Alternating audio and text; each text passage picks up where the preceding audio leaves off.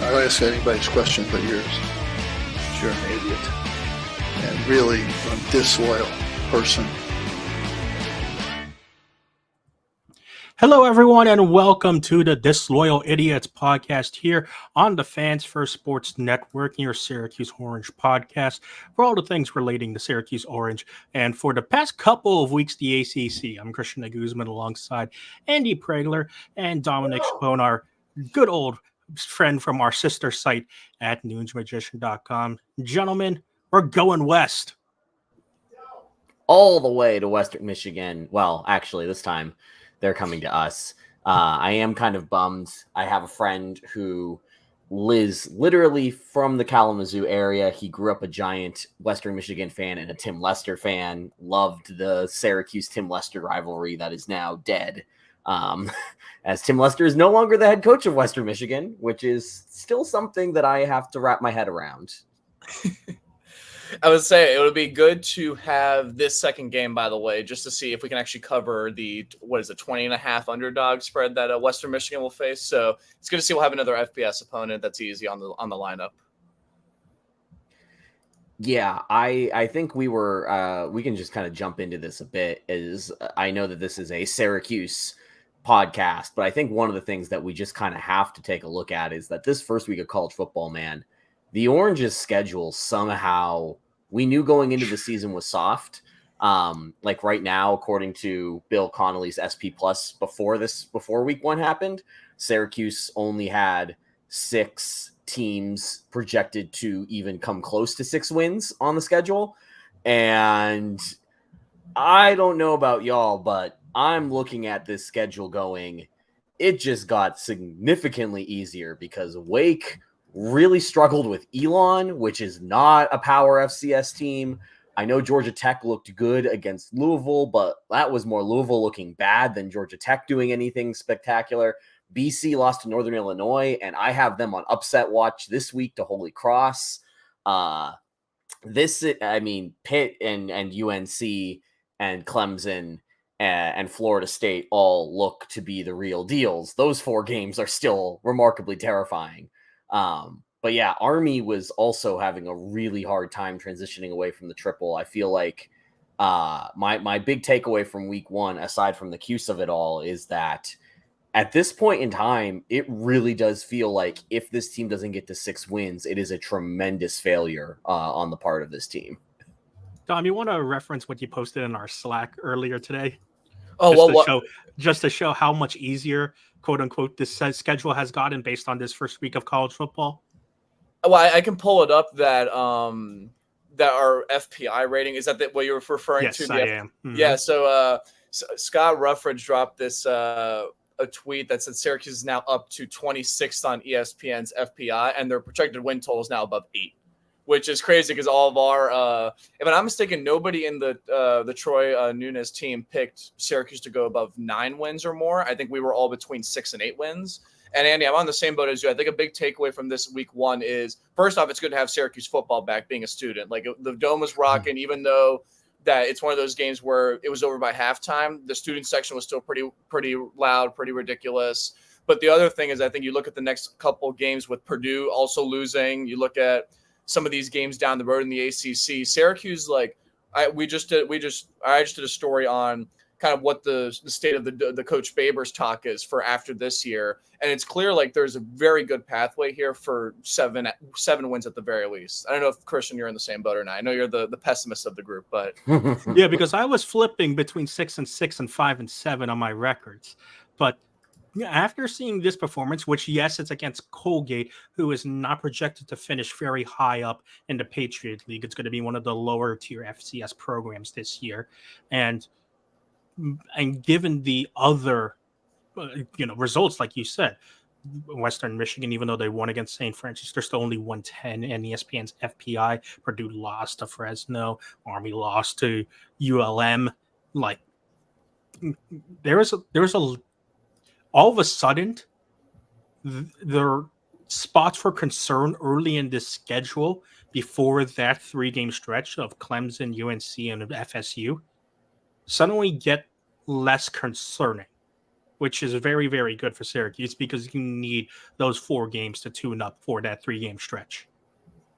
I think one of the arguments I brought up, so I was in charge of the 7-5 piece of the case, why would that happen? And my kind of philosophy was trying to figure out, would Syracuse start off 3-1 with the 1 loss being to Purdue, or would they start out 4-0 and then maybe drop either the Virginia Tech game after that horrible gauntlet in October, or would it be like Wake Forest game because randomly, but you based off the results from week 1, obviously the sample size is incredibly low. I think that Purdue game, even if it's on the road, looks a lot more manageable for Syracuse to win.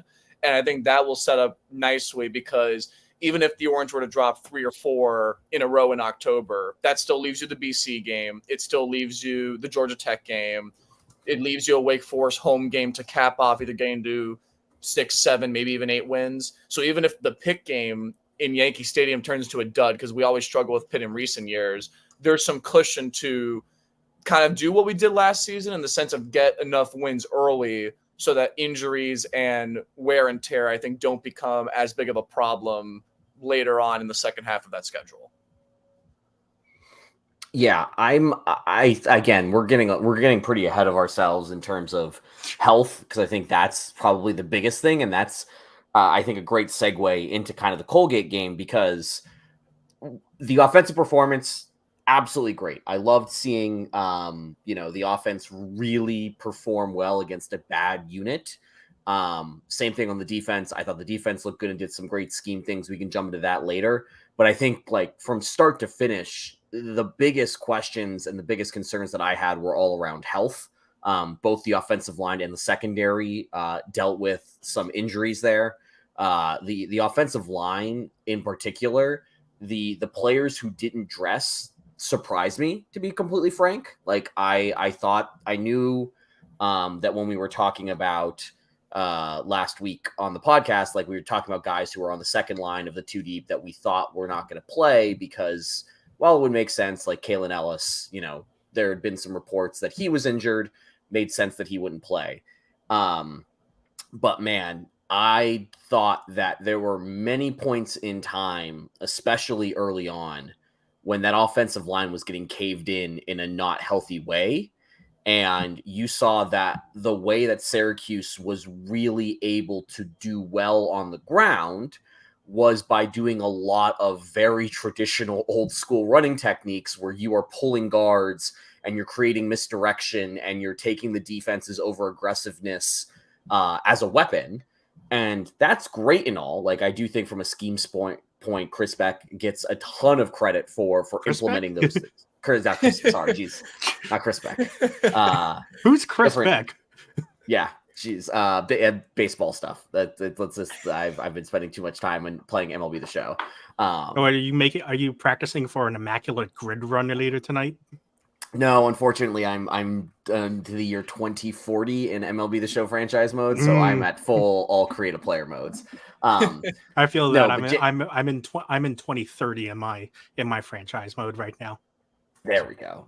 So yeah, the Beck offense did really well with what I saw on many pass plays. Was just especially that right side of the line was just getting caved in very quickly. And I do think that when we're expecting Ellis to come back and get inserted into that offensive line, he would go onto that right side, and then maybe you move Bleich over to the left. But yeah, Christian, I knew that this was what was that? You do it the other way around because Ellis was the. Yes, I get what you're saying. Yeah, I know what you're going to say. Go ahead. Yeah, I don't know if I like that, but yeah, I'm just kind of curious. This was something that you had kind of called out going into the season as a way to temper expectations because you were not a huge fan of the way things were looking on the line. And I don't necessarily think anything that happened in this game would really reassure you if the offensive line is the reason that you're hesitant to say that this Orange team can win 8 games. And when you think about one of the other big storylines from this game, penalties played a huge factor in like maybe a little bit of resentment from Syracuse fans in terms of the great win that the Orange achieved against Colgate. 2 of those penalties were false starts against Chris Bleich, who is your most senior offensive lineman. And like Dino has always been like the one thing he doesn't want to see is penalties. And Syracuse was the most penalized team in the FBS last year. And now it was six penalties for like 70 yards against Colgate or roughly around there. So yeah, something like that. And actually, I have the box score up here. Let's pull it up right now because it was not pretty just in general in terms of on offense, some of those, and then also on special teams. Like there were a string of multiple stops on in terms of special teams. I'll actually look that up later. But if you want to put Ellis back in, I could see Andy's argument for putting him on the right side just to give a little bit of stability on that right side, like you said. Because what we saw from Jacob Bradford and David Wallabaugh Jr. wasn't necessarily the best, but then again, the line in general wasn't necessarily the best. I think as what most people thought, the one constant that felt like was solid was Enrique Cruz, which I think we all expected was going to be basically Matthew Bergeron 2.0 of that one guy you can slot in at the blind side and let sit and forget. Those pockets collapsed really quickly, just in general. And that's going to be a problem, especially against those four top teams that we mentioned in the ACC, Clemson, USC, FSU, and Pitt, because those defenses are going to collapse incredibly quickly. And the positive that you can take away from this also is that Schrader's legs, at the very minimum, look like they're underneath him, which is just a huge thing. Because last year, when Schrader returned from his injury, one of the biggest downsides of his return was that his mobility wasn't there because of the supposed lower body injury that he had suffered. And because his mobility wasn't there, it was much easier for teams to contain him and force him into suboptimal situations where he would have used his mobility to a greater extent. Here against Colgate, yes, it was Colgate. It's an inferior defense, but he still escaped the pressure of a collapsing pocket really well. And then something I also tweeted out that a lot of people seem to agree with is that Schrader kept his eyes downfield a lot as well. He didn't immediately tuck and run once he escaped the pocket, which what we saw a lot from him over the past 2 years. Yes, there were still a couple of those plays, but it felt more like a 60-40 in terms of him keeping his eyes downfield, except with that, instead of that percentage flipping the other way in previous seasons. And that's also a good sign because it makes teams have to respect that option of him throwing outside the pocket even more so, as well as his ability to tuck and run. So there are ways to mitigate the quote-unquote rough offensive line performance that we saw on Saturday. But against the better teams, that's your only cause for concern right now, hopefully. I think unless there's anything else on the offensive line, Christian, one of the things that kind of correlates with that is going to be, like you said, Schrader's ability to move out of the pocket, because it's watching all the games last year in the first half of the season, he was super mobile, great decision maker. But then once the injuries came about, especially once you got to the Notre Dame game, the Florida State game, it was a completely different Garrett Schrader. And you kind of, I think, saw being in the stadium, he had not only the quickness, he had the ability to, I think he's gotten more disciplined over the offseason with, instead of just keeping his eyes on one receiver, he's actually surveying the field and giving himself time. And that's including buying him out of the pocket, coming in, as you know, all the reps he's gotten the past couple of years in his third season, I guess 2.5 seasons now as a starter, because he got that little half season 21. He looks, having him bring so much stability and value to the offense. And I think something else that was really, I think, great to see for Syracuse fans about this offense, one of the things that stood out was the amount of receiving options. When you looked at 4 different touchdowns for Garrett Schrader, all to 4 different receivers, went out and looked good. And I think the sum of the parts on that, I think, will help to mitigate some of those offensive line concerns. Because clearly on offense, that's the biggest hole. But I think there's way more depth I think Steve and Christian, you both brought this up on a previous pod, that the depth at receiver is noticeably better than in recent years. And I think that's definitely going to help just to give Schrader more options to get bailed out when the line collapses. Yeah, I thought that was probably the two things that I thought were like the biggest positives to take away on the offensive side of the ball, outside of the quarterback play. LaQuint Allen looked like everything that the Orange will need out of that position, but the receiver room in general looked significantly stronger. Like Damian Alford was doing a lot of the things that we've been asking him to do for years at this point in time. Aronde Gatson Jr. was a matchup nightmare the entire game, and it was really obvious that they were trying to get other bodies involved in the offensive scheme just based off of the routes that were being run. And what I really liked about it, specifically from an X's and O's standpoint, was we have seen Syracuse really struggle when you have a wide receiver, a singular threat at wide receiver, and maybe one other supporting piece, and that wide receiver only operates at one level. We've seen wide receivers that can only run the go routes. We've seen wide receivers that are only good in the slot from 5 yards in and under. Aronde Gatson is probably the best wide receiver that we've had on campus in at least my lifetime of being a Syracuse fan. And Gatson can operate at all three levels, but he's really the most effective in that like 10 to 20 yard slot, like just being a big body, creating matchup nightmares over the middle, which is incredibly valuable. But you saw Damian Alford be able to stretch the field.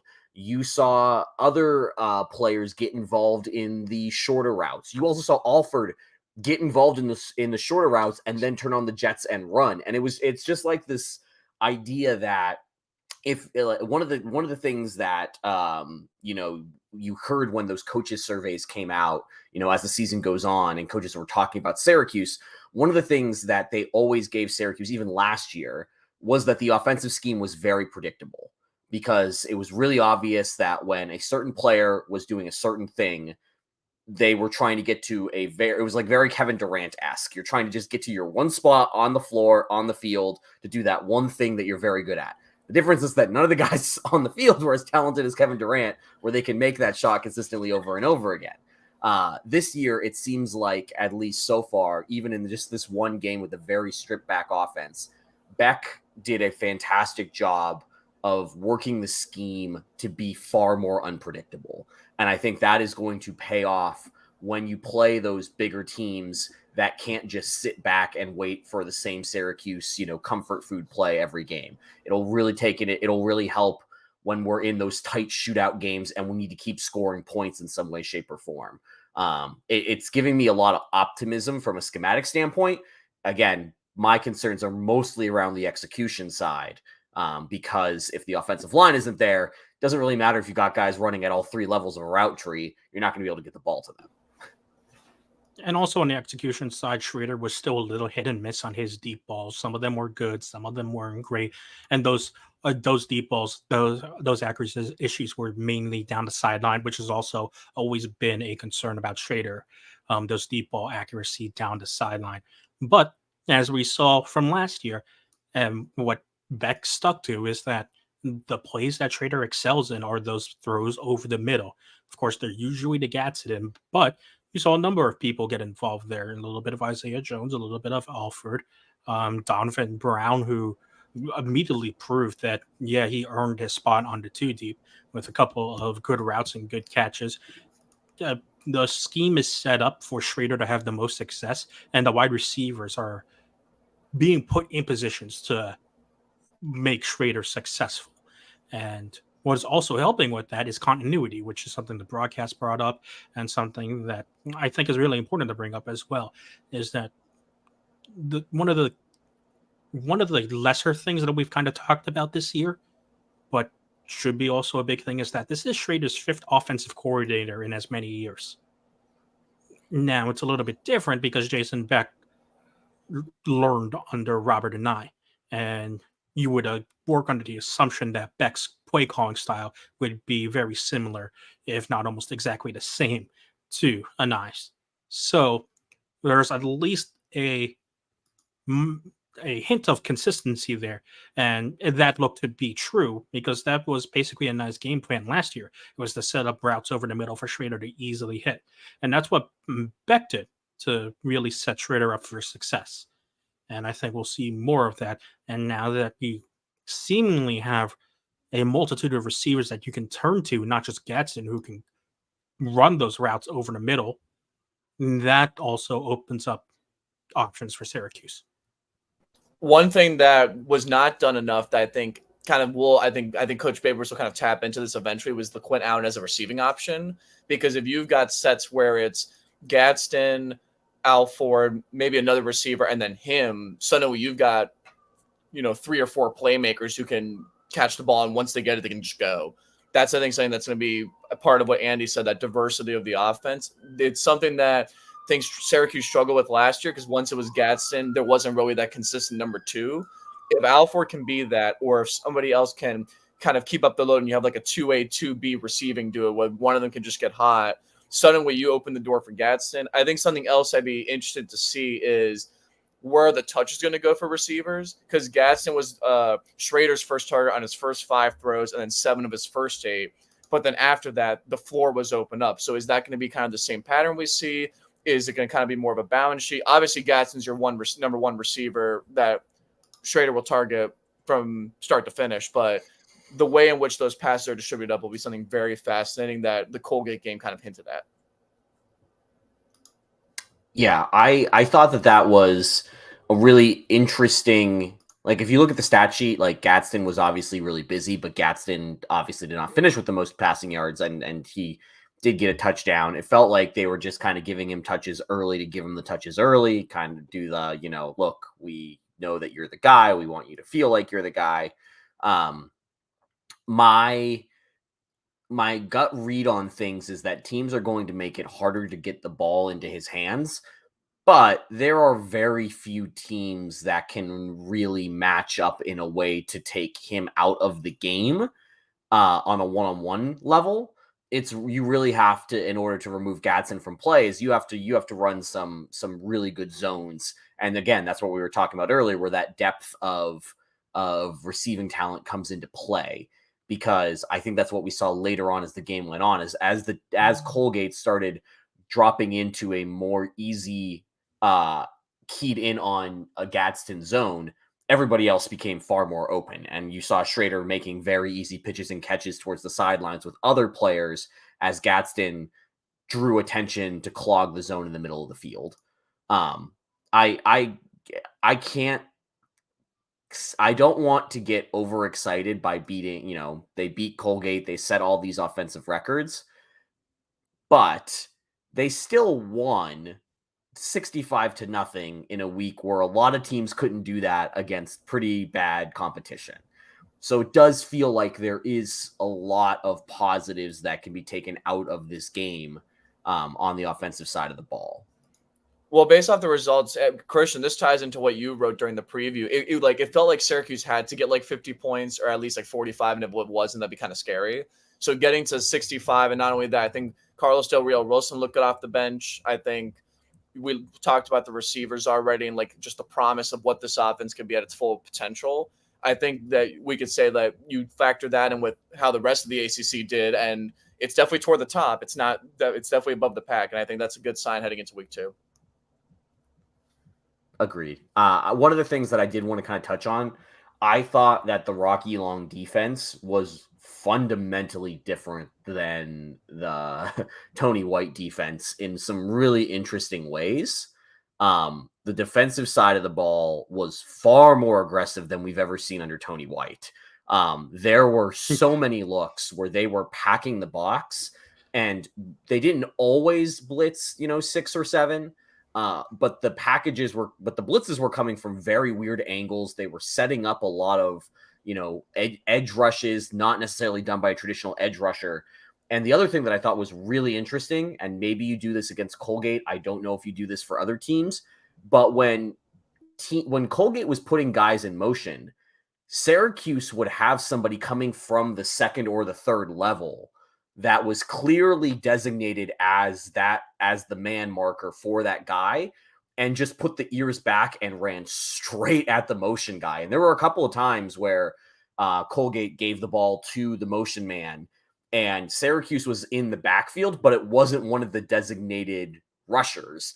It was that person coming from the second or third level at a full speed as soon as the guy was put in motion. I thought that was something that Syracuse really struggled with those plays last year on defense, because Christian, to your point, that you always like to harp on, Syracuse was very comfortable kind of sitting back in a zone and limiting the damage in front. But when you played against faster teams, they were able to get ahead of steam and, make a second cut and get to the, 5, 6, 7 yards on a play that could have been blown up in the backfield. This felt like a radically different approach to containing these types of offenses. And I am fascinated to see if this continues against Western Michigan, against Army, and then eventually once we hit that heart of the schedule when you're playing insanely talented athletic offenses like Clemson, Florida State, and UNC. And that brings up two key players that I think will be key to making this defense continue to work. That's Elijah Clark and Leon Lowry. Because to your point, Andy, that guy who was the man marking in motion from the secondary was usually Elijah Clark. And Elijah Clark is a freak athlete. And so he has that ability to man mark a guy in motion. And then once the ball is snapped, put his head down and charge at him. And that's what we saw basically throughout the entire first half, was Clark was not afraid to get involved in literally every single play, to the point where he got injured on the first drive. And luckily came back and continued to play with that same reckless abandon that he showed on that first play of the game. So the fact that he showed not only the athletic ability to keep up with the guy in motion, but then to cut them off and pop them with a pretty good hit is pretty impressive for a guy in the secondary who started out as a cornerback and now is a safety. And he'll be very, very important to that working. And then because of that unique blitzing style that you mentioned, Andy, it opens up the key of the 3-3-5 to go to work, and that's the linebackers. And that's where you saw, I think, Leon Lowry, the reason why Leon Lowry got the nod to be the starting linebacker over maybe other guys like an Anwar Sparrow or a Stephon Thompson, because Lowry has got explosive speed off the snap. And that was shown in great effect on Saturday. And his skills, I think, are going to be very, very crucial to disrupt the backfield. That's what we saw last year in his unlimited spurts. And I think he'll be that guy that, people are going to focus on Marlowe Wax. That's going to be the thing. And despite that, Wax still finished with 6 tackles and a sack, which was second on the team in terms of tackles. Because teams are going to inevitably focus on Wax, that's going to give Lowry the opportunity to have one-on-one matchups or hit holes. And he's going to be very, very, very, very fun to watch. The defense easily was an A-plus performance. What was it, like 106 total yards for Colgate? Didn't have a throw higher than like 10 yards maybe. I think the big thing that Christian, you noted is going to be, and also Andy, is the pressure on the line is something that really hasn't been seen. If you compare it to last year was way more of like kind of full steam ahead, run down the middle, and we kind of just couldn't keep up athletically. What Long has done is not only put more pressure in the pocket and basically force Colgate into a scrambling situation, they're also putting just pure athletes at the linebacker spot and saying cover as much field as you can. I think when you look at a guy like Elijah Clark, especially on the kind of outside playing coverage, those types of guys are probably going to be the biggest X factor for Syracuse's defense, because it looks like they're going to be able to put pressure on the quarterback. It looks like they're going to have the athleticism to cover the middle of the field. Do they have enough bodies against these talented ACC receivers to go one-on-one or to go in a bigger zone? And I think that's going to be a big question mark, because we saw literally first play Clark goes down, the whole student section's like in a gas, because one injury like that, and suddenly you're changing the game forever. But I think so far defensively, I think that was the type of performance that Syracuse, I would argue that was more impressive than the 65 points, was the 0 against Colgate, because it showed that there was some continuity, but also some different innovations with that defense that I think could take the Orange far this year. You do not know how vindicated I felt when on Jeremiah Wilson's interception and watching it back, seeing both cornerbacks pressing at the line of scrimmage and playing man defense. It was glorious. Well, because I remember too many times last year, especially second half, there was just so many. It's kind of like, not to use a Boeheim reference, but it was kind of like playing the 2-3 zone. All the 3-pointers were open. It kind of was like that, where it's like the same spots always on the defense were open, especially on those deeper routes or kind of the first cut. And it was not the case against Colgate. Last year, you have freak athletes in Garrett Williams and Deuce Chestnut, and you have them lining up 10 yards behind the line of scrimmage and then playing soft zone contains on the sideline.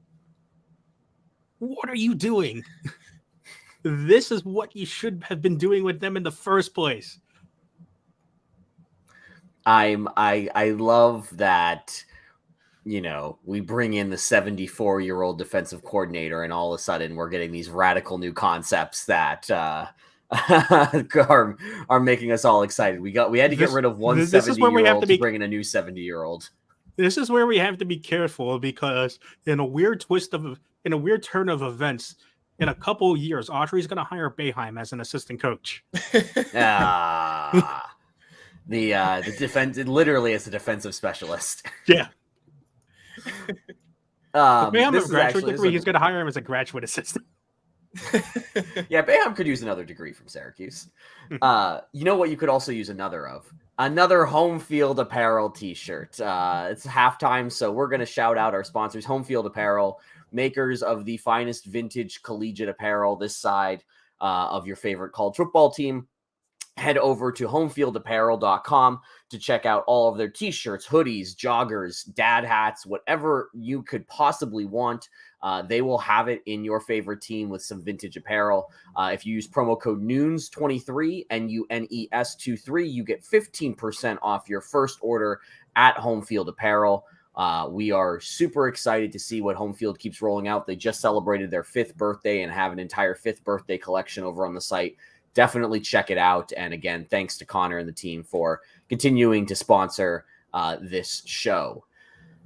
Gentlemen, before we move on, we do want to shout out one more thing, because we do still have a giveaway from our friends at Fans First Sports Network, because I know many of you are fans of the NFL. If you're a fan of college football, you probably are a fan of the NFL.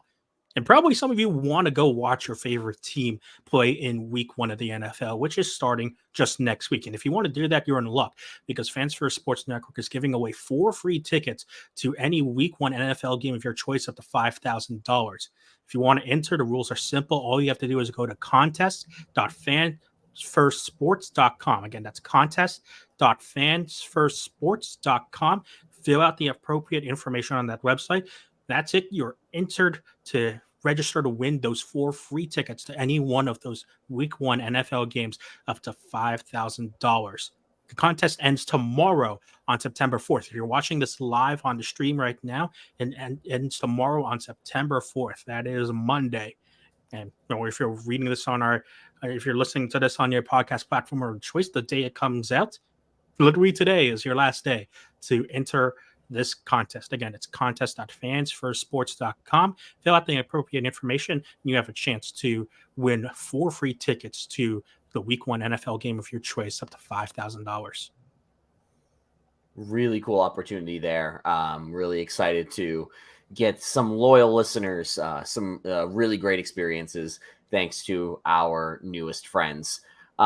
So with that, gentlemen, as we look at the Syracuse Orange, they are now going to face their first, not real test, but they're going to go up against a different type of opponent. They're going up against a Western Michigan team that, to be completely frank, did not look as impressive as you would have hoped to against St. Francis, Red Flash. They are a FCS opponent. Went out to Kalamazoo. Western Michigan won 35-17. It was 21-10 at the half.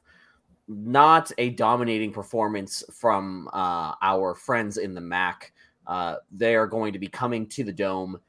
And I think the expectation here is that Syracuse should handle Western Michigan. As Dom mentioned, we are looking at a 20-point spread going into this game.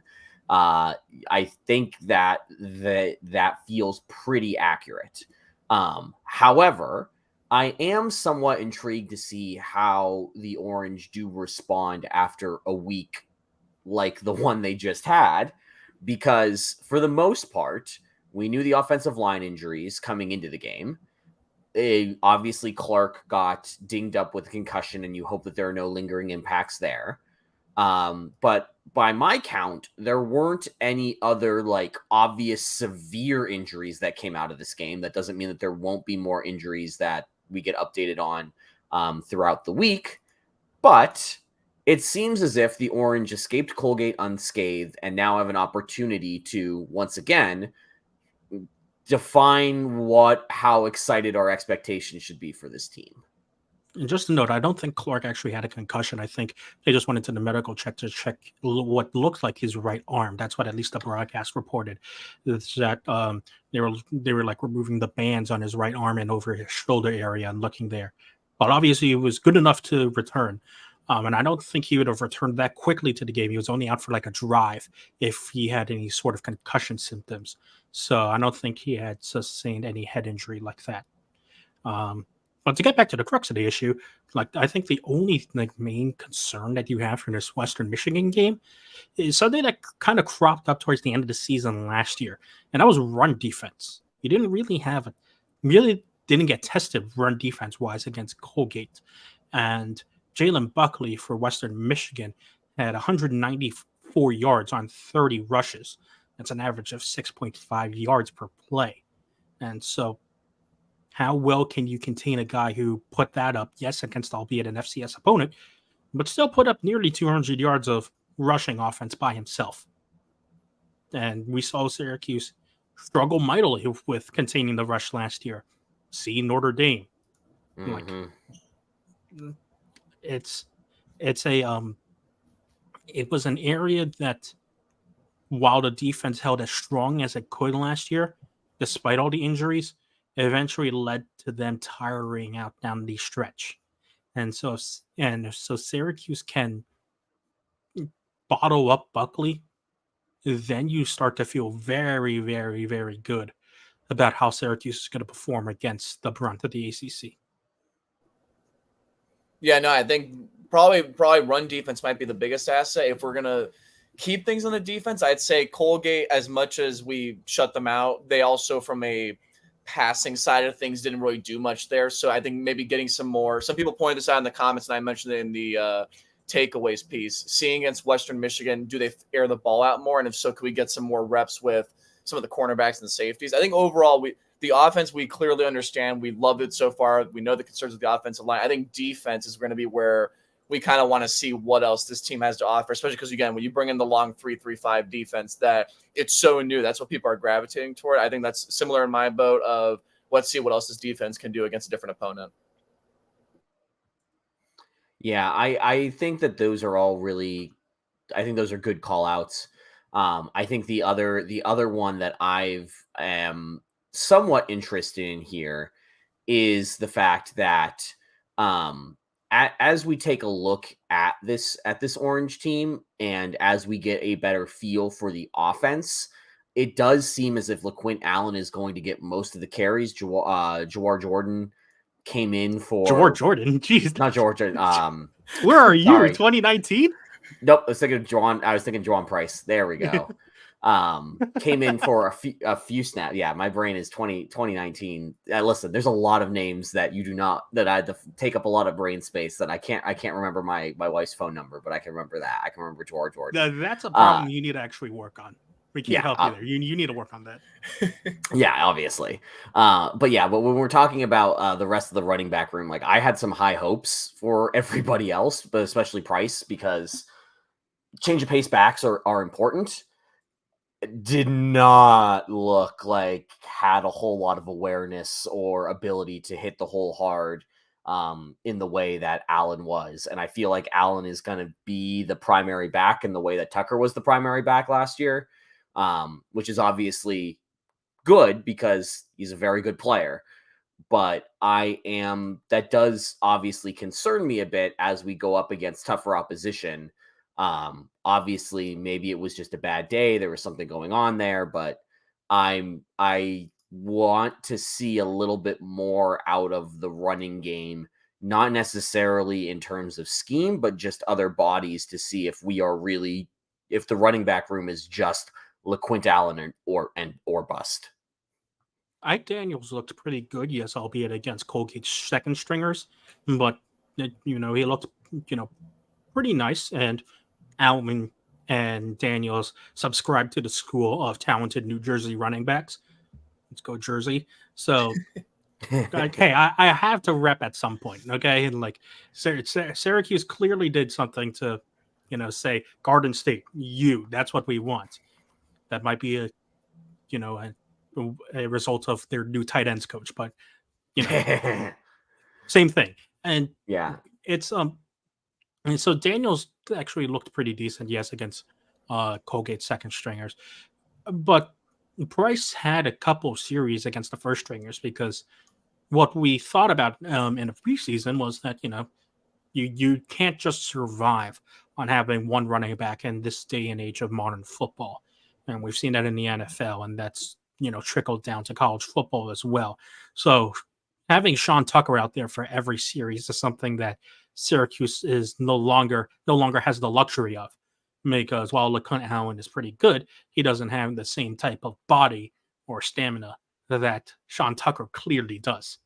So the thing that you have to hope for is that Price can actually be some sort of stopgap in between, because if Price and or Daniels doesn't develop the run the same way that Allen showed, at least in the Colgate game, then you fall into the problem of what Andy said earlier in this podcast, where coaches said Syracuse becomes predictable, because you already know Syracuse isn't throwing to the tight end. Still didn't throw to the tight end in this game. And then if you can eliminate the need for having to really tunnel in on the rush, especially in the RPO game, then it opens up more options to, cover the wide receivers that need to be covered. And so to develop Price and Daniels as respected options when you have to rotate Allen out is going to be very important against the ACC. It makes sense considering that when we did it was the pod like a month or two ago about like the whole LaQuint Allen situation and then his eventual return, of course, to the team. The big question mark would be what were some of those options looking like. Daniels, as you guys said, looked really good. I think Price definitely, he was below average, but you give him the more reps, hopefully against Western Michigan, maybe he can shine there. But it definitely does show that without Allen, is probably a big question mark of who can kind of step up. Because I think if you lose Allen, you're kind of losing. You're not only losing, of course, like you're obviously your best rushing target, the guys you're going to give the most reps to, but you're also just losing kind of like your main. You've now downgraded to flyers almost. I think that's something that has kind of like, as we saw the Colgate game, that became a little bit more unsure and should not be like a slight negative, but definitely a concern, is that running back room after Allen. That the 2, 3, 4 spots are going to be ones to watch for, see if anybody can solidify themselves. Yeah, that feels about right. And I am going to continue to be concerned about the running back room. On the defensive side of the ball, Christian talked about stuffing the run. That's going to be important. The other part of this game is that Western Michigan, their offensive line is not what you would think it should be for, traditionally what they are. They've got a sophomore quarterback in Jack Solopek. He played a little bit last year, threw for 1,000 yards in 2022 on 212 attempts. 2023, he's the starting quarterback, and I would really like to see some pressure. Like, obviously, we'd like to see the front seven stuff the run a bunch. That's what Western Michigan's going to try to do. But I'd also like to see some pressuring the quarterback. I think we saw that a lot against Colgate because their offensive line was really overmatched, and we talked about the pressure. But Western Michigan's going to be a good test of a team that will have a little bit of game film. They know what Syracuse is going to come out and do now with the multiple looks and the stacking the box. But how does Syracuse adapt the game plan? How do they add more layers to that? One of the things that I thought was really interesting was that this new Rocky Long system really allows the defensive line to just kind of take up a lot of space. It didn't really require them to have to get into the backfield a whole lot, except on obviously running plays. And I'm hoping that that can be a trend that can continue. Like we saw Marlo Wax sneak through the A-gap multiple times on time blitzes. That is a very new wrinkle. And it's something that I would like to, if that's going to be something we do all year long, teams are going to get wise to it. And they're going to start countering with harder counts. And they're going to start messing around and try to draw the orange off sides. I would assume that Western Michigan is going to try to do that early. And I want to see how the orange respond.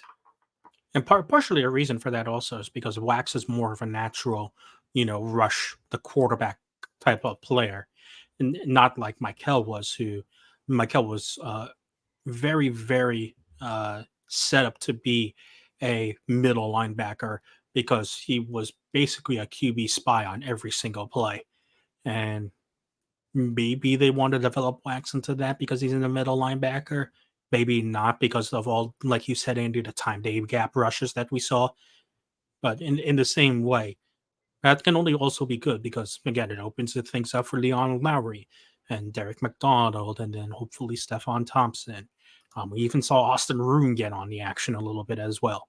So, like, this linebacker room is got a little bit more depth than I think we gave it credit for. Like, as we said throughout the entire preseason, this is a very top-heavy Syracuse team. And so this was also a very good game from Colgate, from the Colgate game, just to see the depth pieces and how they worked. And I think you would expect that you'll get another opportunity to see that against Western Michigan. Especially on defense, real quick, the last two matchups, obviously this is not the same Western Michigan team from 2018, 2019, but they did score 42 and 33 points. So you're hoping that is Syracuse going to shut out Western Michigan? Probably not. But can they get to keep them to under 21, hopefully under 14? Like, that'd probably be ideal. So defense will definitely be something to watch for easily this game compared to the offense. Yeah, I'm trying to prevent myself from getting my hopes up too high here. I guess we're baseball fans. Remember, we overreact after the first game. Yes, and Andy, I'm the optimist. That's the problem. Yeah, and I'm out on the limb here. I have been saying that I think that this is a team that can win, 8 games this season, and this what we saw on Saturday did nothing to tell me otherwise. I guess then a great way to kind of wrap this whole thing up is that as we I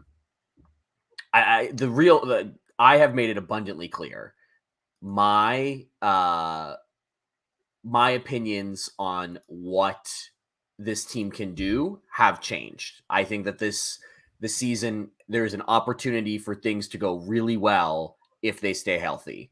For either of you, based off of your preseason predictions going into week 2, do either of you guys have adjusted expectations and or hopes based off of how this game went?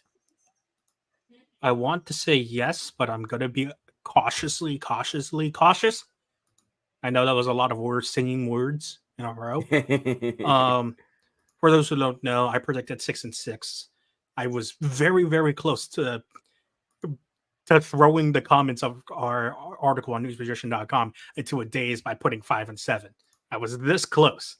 And I guarantee you a lot of people would have been, what are you doing? And I kept it civil for those of you guys in the comments. You're welcome.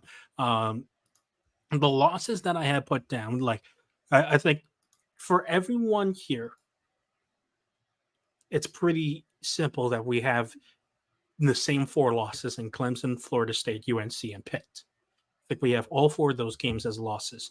The other 2 games I had as losses were Virginia Tech and Wake Forest. And the 7th loss that I was going to say would put them at 5-7 was the Purdue game. Now, obviously, given Purdue's performance in week 1, you kind of shift that to, okay, you're probably more thinking 6-6. Then you start being more cautiously optimistic because, again, you don't know how Syracuse is going to look down the rest of the season. Again, like you said, Andy, barring injuries, if Dino Babers has figured out how to get the team to not fully relax after the bye and, get them right back into shape. Hopefully Syracuse has players to play against Wake Forest. And if they do, hopefully they can do the fundamentals better than Wake Forest because, like I said a couple weeks ago, it always seems like Wake Forest does the fundamentals a little bit better than Syracuse does. So if you can fix those and show the consistency that you showed against Colgate, Stino always says consistently good, not occasionally great, then you start to inch more towards that 8-4 record that a lot of fans are predicting. At least on my end, I came in predicting both for the theoretical week of predictions and as well as my final predictions at 7-5. I think I'm going to stick with it. It is not to say that this team cannot go 8-4 or even better. I think 8-4 is probably the perfect mark that most fans have, and then if not 7-5. When you look at it, that Purdue game looks a lot less like a toss-up and more like kind of 60-40, like should be able to get that job done on the road, and that would be a really good game on NBC, just a good quality win to get to 4-0. I still think there are going to be question marks in the second half of the year. Can the Orange come back and win that Virginia Tech game after 3 straight losses against the best 3 teams arguably in the conference? Are they going to be motivated enough and have the will for that Wake Forest game? The Pitt game is going to be a loss. You might have to just settle that in. At least for me, I had Virginia Tech, Pitt, and then that trio of Clemson, Florida State, and UNC as my losses. But I think the rest of these games, especially the Georgia Tech and BC games, I think those look promising. So that already in itself gives me a 6-6 floor. And then if one of those other outcomes, especially look at Virginia Tech or Wake Forest, one of those 2, I think that's where you can get to 7-5. So I'm going to stick with it for now. But as Christian said, I think you can slightly raise your optimism meter a little bit higher. Yeah, I think this is we're getting into some fun times here. I'm liking where this is going. I'm feeling pretty good about the Orange and about how things are working. So that's always dangerous. But I think we should all feel a little bit better after this week, how things have gone, and can continue to feel pretty good about where things are going here. Which is a weird thing to say, but it's incredibly true. But how do you feel about the conference and where it's going from here? Yeah, that's the burying the lead here. Literally, after we recorded the last episode, there was a bit of news that broke where the ACC starting next season is going to become the All Coastal Conference. Kidding. They're still going to be called the ACC. Don't know if they're keeping the Atlantic, but they will be adding Stanford, Cal, and SMU. My feeling on this is pretty straightforward, where this was needed to be done. If the ACC dropped below a certain threshold of teams, the grant of rights could be broken open and renegotiated with ESPN. This basically ensures that if Florida State, Clemson, and North Carolina do leave, the ACC keeps the numbers where they're at, and they don't have to worry about the grant of rights getting broken open and the conference going the way of the Pac-12. So it's self-preservation, but it does feel like self-preservation at its worst because none of these schools really make any sense. Stanford and Cal make sense on an academic standpoint, but they're in California, which I would like to remind everybody is nowhere near the Atlantic coast. That's a little bit of a far journey. It's only 5 hours. I guess if this is real, and I guess this is going to be part of what we're going to see over the next couple of days.